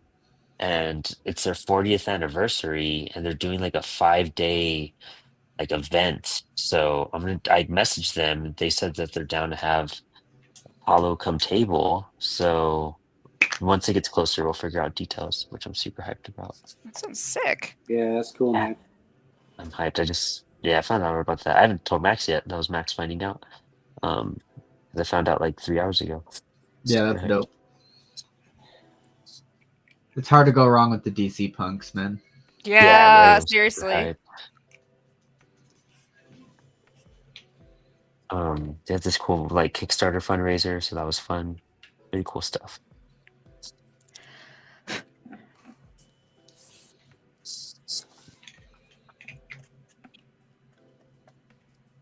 Ah. That's why I want to get that one stand. I keep pulling on the Oh, wire. that's looking great, man. That hair is something I need to like really work on too. I love drawing hair. Yeah. What's your guys' advice on hair?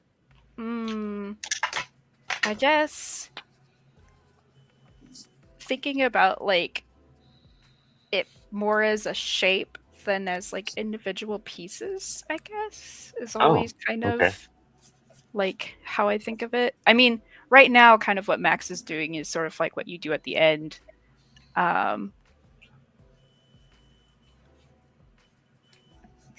like that touch up, like adding that white and then like reshaping some of it. Yeah. Wellspring, Thinking yeah. of kind of like individual shapes. And you could plan out where you want your rim of light. Like for me, I've got it, and this is just like a typical kind of comic thing, but yeah. Yeah. Plan that to start, and I always find kind of flicking the wrist too with this sort of thing, like Yeah. just movements, just go for it kind of thing. It's very light and yeah, it kind of goes everywhere. So, and it really depends on the hairstyle. Like totally. Max's character's hair is gonna be wild and messy, whereas like Bob's is gonna be that kind of PC, like kind of what I'm talking about, where it's gonna be more like shapes. So yeah. And I find too, like you could just go ahead and take a risk. Like in this whole area, I was gonna just black it out, but I thought, why not just try to get some textures in there? Yeah, dude, looks awesome. So you kind of pick your moments where you can do that, Mm-hmm. where it's like low stakes, and if you screw it up, then just fill the whole thing in. Yeah. Yeah, and it's kind of like you can almost like you can start it off as a shape, and then kind of like what he's doing, you can start to break it off into, more, kind of like that pieces. Yeah. Like that, He's gonna I be love staring that. at that. He's gonna be staring at that piece of hair. Right.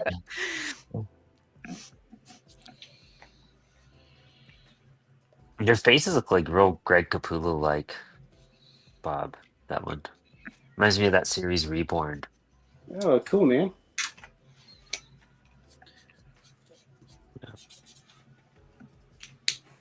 Wow, like no wonder. I'm glad I caught this before I was inking. I was like, why does this hand look so off? It's because I drew like two right hands. Oh, dude, I used to do that all the time when I started out. Like, I've oh done it man, too. yeah, Well the done it. curse, the curse. I was like, why is this gun like so weird? And I was like getting to the wrist, and I was like, oh no wonder. Like, I'm just tired. That's what happened. That's awesome. There we go. Fix that up.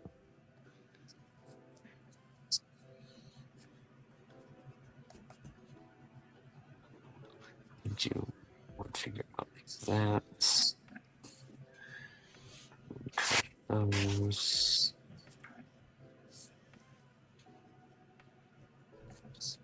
Oh, dude, that was a question that actually like.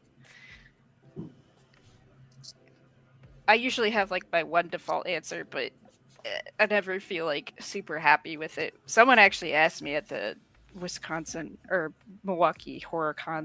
They just straight up asked me like, "Oh, what's a big inspiration? Like, who inspires your work, or like who is a big inspiration on like how you draw?" And I was just very taken aback that I was just like, shoot, I gotta answer this on the spot. So now I'm gonna be evil and pose that question on you guys. If you have a particular artist or artists that inspire your work consciously or unconsciously, I guess, Oh yeah. Bob, why don't you answer that first? I got this. I always rip off Mike Mignola when I can, especially my earlier stuff. And I grew up loving the Crow comic, like the original. Oh, yeah. Bar. Man, that guy's black and white stuff is awesome. So that's like definitely kind of seeped into my artistry. Yeah, those are two anyway. I don't know. Absolutely. Yeah. But yeah, Mike Mignola for sure. Totally. Not that Gosh, this that's a good necessarily question. looks like it. Yeah, I mean, even that like unintentional, like it's still in your head, kind of how you like drives you to do it. Yeah. And like as cliche as it sounds too, like Jim Lee, like I grew up with that. I grew up with yeah. X-Men and, all those classic artists. Absolutely. That's probably why you and Jeremy mesh so well. Yeah, we're kind of the same background, I guess. And This collaborator that Bob works with and I work with a lot too. Jeremy John Hansen, super influenced by Jim Lee, and you could tell like the way he tries to like really render his stuff and add in some of those accurate details. It's really interesting. yeah, he's been getting really cool backgrounds too. That's Yeah. like his figures are awesome, but I've noticed his backgrounds. Man, that guy, he pours his heart and soul into those. Yeah, it really does. What about you, Max?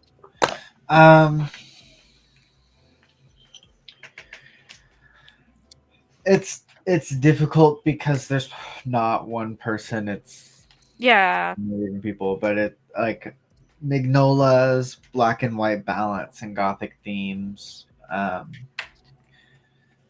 Jason Sean Alexander's like mixed media and looseness and freeform kind of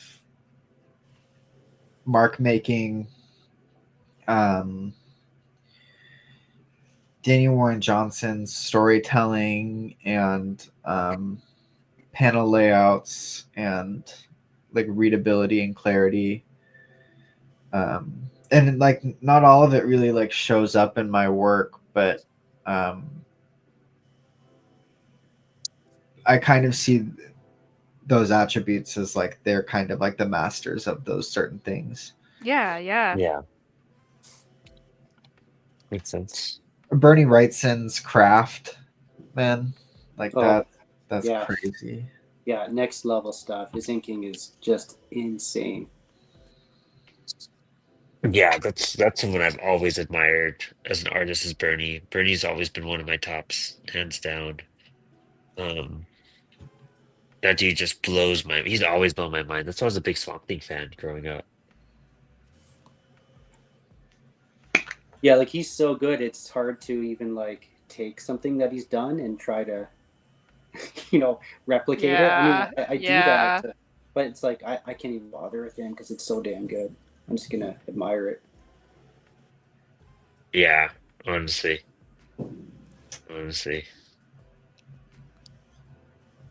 I think some of mine are like Paul Pope. I really love Paul Pope. Just the way he uses the brush is one of my favorites. Mm-hmm. Nick Darrington, big fan of his as well. And like Raphael Grandpa, that guy's amazing too. Mm-hmm. I know you keep thinking more and more, right? It's like, oh, I miss so and so. Like I didn't even mention Becky Cloonan, and Oh man, yeah. Yeah, So yeah, good. yeah. or like Bill Queese, if I'm saying that right. Oh dude, I love Bill man. Peace. Oh my gosh, yes. And Matt Lopez, who does her colors for like Mhm. for a lot of her work anyway. It's so good, so good.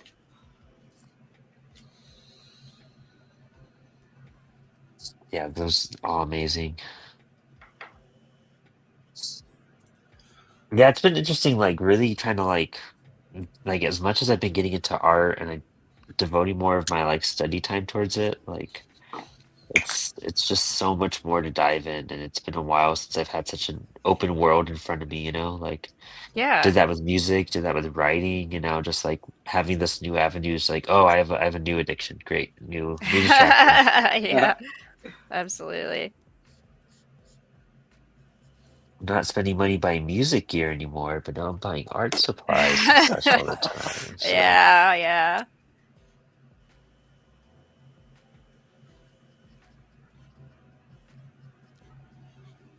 And then like naming your like the people that inspire you, you're like, man, I can't think of anyone I know now. Like, Yeah. Well, I feel funny because like I get like I read American comics, but I'm definitely inspired a lot more by like Japanese comics, I'd say. I think just because I've read so many more of them. yeah, Just makes the amount sense. of exposure, I'd say. Like I'm super mega inspired by Tezuka and his work and Urasawa's. I sounded almost British for a second there. And I can't even. Again, now I'm doing I can't think of names. Just the list goes on. Because I definitely got that. I mean, everybody kind of probably had that like phase when they grew up of anime art, and maybe you grew out of it. But I feel like that's always kind of been part of my work. So it's always kind of been a weird mishmash of American and Eastern inspired work. So mine's always kind of been a weird in between. It's awesome though. Yeah. Like, You guys gotta that's check one of the this best one ways you if you can do. haven't. I don't know if you can see Ooh. it very well. Man, it's so good. It's called Blame. Have you guys read that? Blame? Oh, No. Blame. I have heard of it. I've not read it, but I will definitely look it up. Oh, it's awesome. We were talking looks about really backgrounds too, and there are so many amazing backgrounds in that. Oh, dude. Like just massive, massive scale stuff. It's awesome. But yeah. Ooh, I'll have to Check look it it out. up. Sounds dope. That's the fun part too, is that like, especially like diving into like manga and anime, you're just like, oh, there's so much. I mean, just like There's what I was saying with so art, like, much, yeah.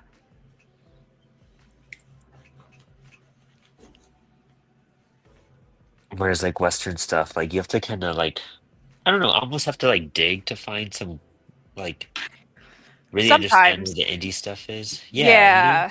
Yeah.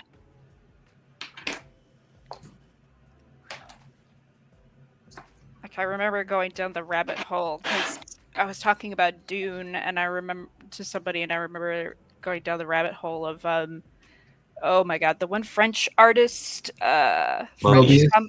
yeah, and how he did like concept art for Dune, and then just Oh going yeah, it down was the rabbit hole wild. one night of just all of his artwork, and Insane, right? mhm. And how he was basically considered somewhat underground, you know. Yeah, yeah. It's nuts. Insane. It's crazy because I feel like, now more than ever, we have like some of the most astonishing artists and art ever in history. Like it's crazy how many just phenomenal and talented people there are in the world. Like just making comics like every single day. Dude, Like the indie scene is blowing up. Dude, it's insane. yeah, it's quite fascinating. I don't know if like there's ever been a time in history where this many people are making art at this level. Mm. I'm gonna do this. Pencil that a little bit before I mess it up.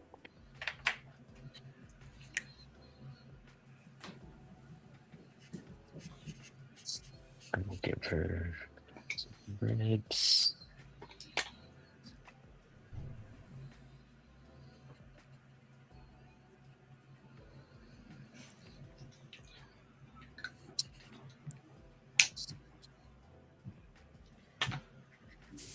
I think that's another thing, like with art too, there's more people like kind of realizing what they could do with it. Yeah, people Like, take it in so many interesting directions. Yeah. yeah. That's what really got me to start drawing was realizing like, oh, I don't have to be like Jim Lee or someone or, do all Hmm. this insanity. I can just enjoy it. Dude, that's what I love about visual novels. Like, there's such a fun way to be like, okay, I don't have all the time in the world to draw a comic, but I can still like visually express my story, but not have to spend the next 6 years of my life telling this Yes. story. Like, oh my goodness. Yeah, exactly. That's such a like the express way you could do some stuff now is Mm-hmm. fucking mind blowing. So many fascinating ways you can do stuff. It's a big reason why I want to learn like digital stuff is Mm-hmm. so you can open up more of those avenues. I really want to use my Pentel brush and I can't find my ink. It's gonna drive me crazy. It's gonna be downstairs, I bet. Yeah, I was just Damn it. using mine, but with different ink. I just used it as a brush. I'm all out too. Oh yeah, yeah, just dipping it.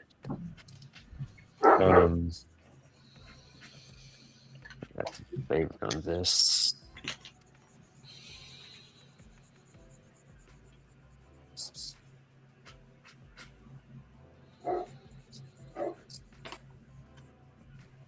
Because this blue one I have is also like, wearing down a little bit.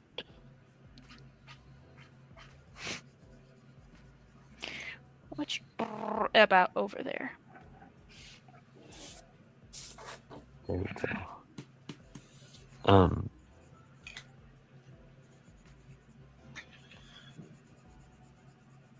Oh, maybe I do that.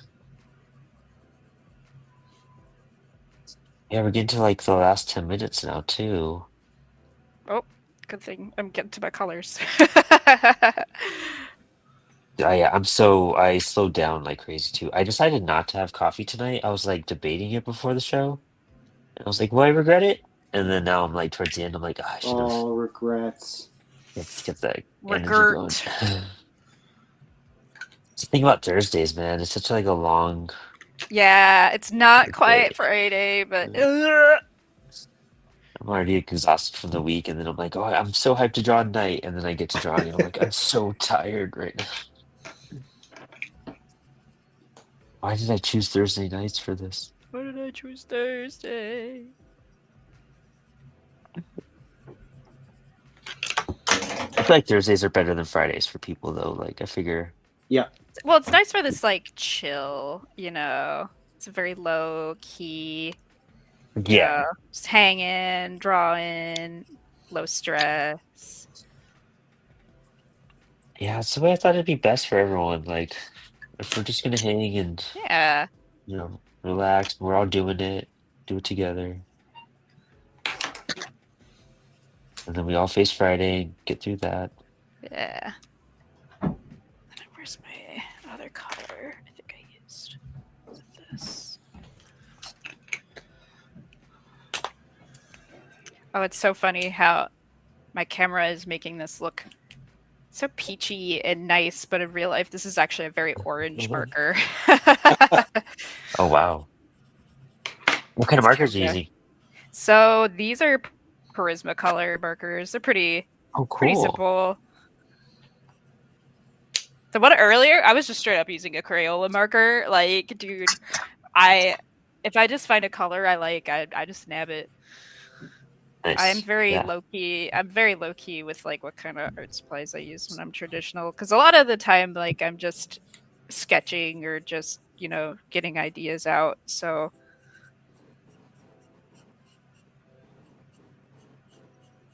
And if I do traditional commissions, I usually keep them cheap. So because I know I'm not using like the fanciest stuff at cons. So.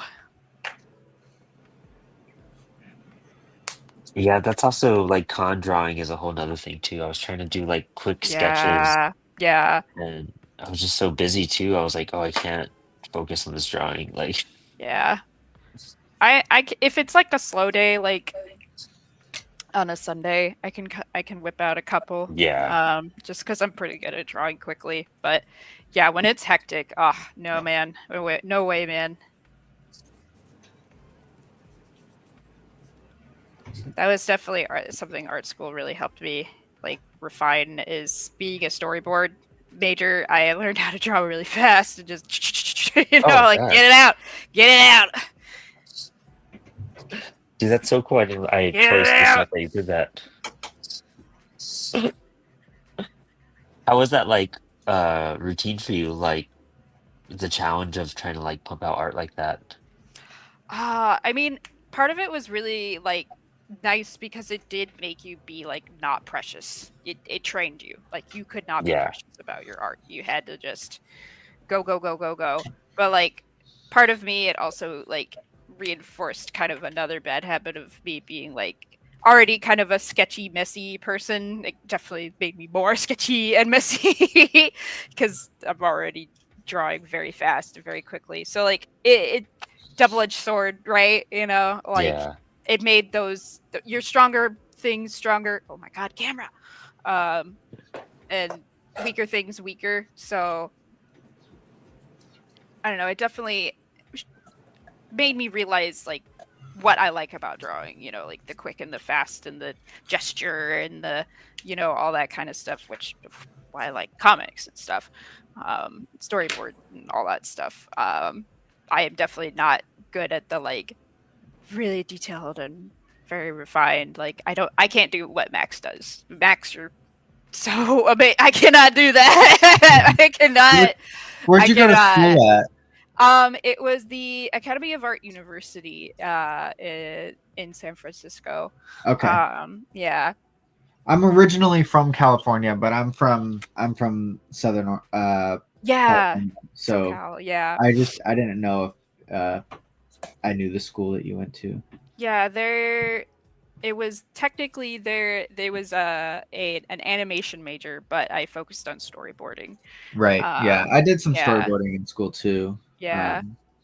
Which was interesting. I think they did actually have a program for like comic art, but I really wanted to do storyboarding and focus on that. Some cool stuff though. Honestly, Yeah. you'll get more gig storyboarding first too, to be honest. So Yeah, I liked how the two of them really just kind of overlapped in, you know, how much how similar like it checks the boxes of like that kind of skill set, oh yeah. like framing and camera angle and all that I mean, stuff. that's where most of my knowledge of storytelling comes from is Yeah, film exactly. storytelling. I right? literally took a class that was like how to write a story. Like we literally just focused on that. And it was so helpful and great. Like and pitching and all that stuff. Like I gained a lot of great knowledge that wasn't just necessarily drawing. Like it was super nice. A lot of the knowledge I gained that I think also helped a lot um, for all the other stuff you have to do as a comic artist, you know, writing and pitching and all the other steps that you have to do. So Honestly, truth, yeah. the That's why I one like man my school. army, the one man army, right? Like Yeah, for reals. Um, but we're hitting the 2 hour mark. Let's do some spotlights on everyone's stuff. oh cool. I'll start off with Bob's right here. Dude, Sweet. that is dope. So great. So great. Thanks, man. Love it. Dude, the details in the eyes, the eyebrows, all that, man. Really Thanks. good stuff. I'm just throwing down a quick wash right now, but it's basically done. Hell yeah. Yeah, love it. Love it. We'll be auctioning, well, hopefully, raffling this piece off, or maybe we'll make a print out of it. Maybe that'll be the print that goes in every Hyperforce backed book. That'd be super cool. If we Save shipping.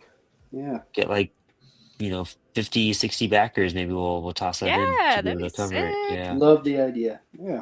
Yeah, we'll knock that out. Super dope, dude. Anna, let's check out what you worked on. Thanks. Oh, dude, that Yeah. is Oh, dope. wicked. Yeah. I Yeah, there love we that go. bandage. Yeah. That eye patch, so cool. You did Yeah, that. Great that eye coloring. patch is awesome. Super rad. I'll Max, make sure are to you? take a picture of it and post it afterwards because I know my camera's Yeah, at a funny angle. yeah, most definitely. Yeah. Do you collab with the CWS account? And I'll make sure it Yeah. gets posted too. And real fast, I totally kind of skipped over this. I was just staring at all of your art real fast, but real fast, back to Bob, real quick. Bob, you want to tell us where to find you, what you're up to, anything you want to, let people know about? Well, definitely the Kickstarter right now for Hyperforce. Find me at bob.little.art. I'm on TikTok, but not that much. It's mostly Instagram right now. So yeah, watch out for Hyperforce. We're live right now. The Kickstarter link's in my bio. All that stuff's there. And then I'm also working on Avalon with Alex, so watch out for that in the coming days as well. Yeah, that's kind of what I'm up to these days. Super hype. Thank you so much for that. It's been a blast hanging out with you tonight too, dude. Super happy you're able to jump on. Yeah, it's been super fun. And Hannah, why don't you tell us what you're up to, where we can find you, and anything else you want to Yeah. announce?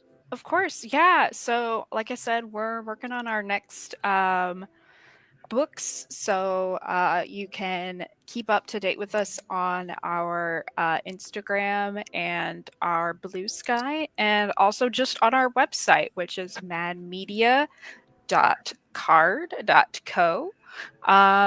Yeah, you can keep an eye out for the next book for Last Living Souls and Mortify. That's our comics we're working on, and also the comic this lovely gentleman is from.